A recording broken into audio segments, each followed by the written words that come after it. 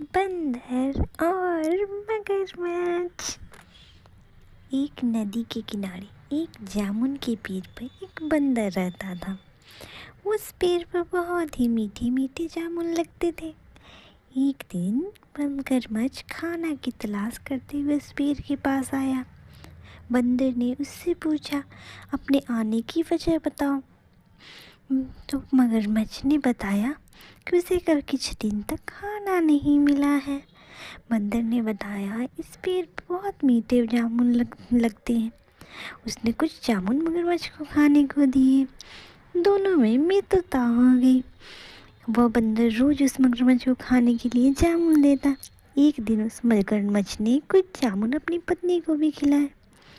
स्वादिष्ट जामुन खाने के बाद उसने यह सोचकर रोजाना ऐसे मीठे फल खाने वाले का दिल भी बहुत मीठा होगा। उसने अपने पति से कहा, उसे उस बंदर का दिल चाहिए, और वह जिद पे अड़ गई। उसने बीमारी का बहाना बनाया और कहा, जब तक उस बंदर का कलेजा उसे नहीं मिलेगा वो जी नहीं पाएगी। पत्नी की जिद से मजबूर होकर मगरमच्छ ने एक चाल चली और बंदर से कहा, उसकी भाभी उससे मिलना चाहती है। बंदर ने कहा, भला वो नदी में कैसे जाएगा। मगरमच्छ ने उपाय सुझाया। वह अपनी पीठ पर बैठा के ले जाने का सुझाव दिया ताकि उसके घर वह सुरक्षित पहुंच जाए।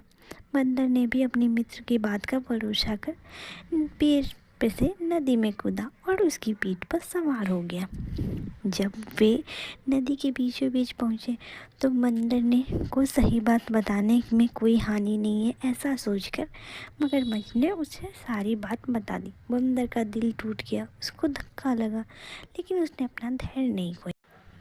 बंदर ने तपाक से बोला, ओह मित्र, तुमने ये बात मुझे पहले क्यों नहीं बताई। क्योंकि मैंने तो अपना जामुन के पेड़ पर दिल संभाल के रखा है। अब जल्दी से मुझे नदी के किनारे ले चलो ताकि मैं अपना दिल लाके भाभी जी को उपहार में देके उन्हें खुश कर सकूं। मूर्ख मगरमच्छ बंदर को जैसे ही नदी के किनारे लेकर आया, बंदर ने जोर से जामुन के पेड़ पर छलांग लगाई और क्रोध में भरकर बोला, मूर्ख, दिन के बिना कोई कैसे जिंदा रह सकता है।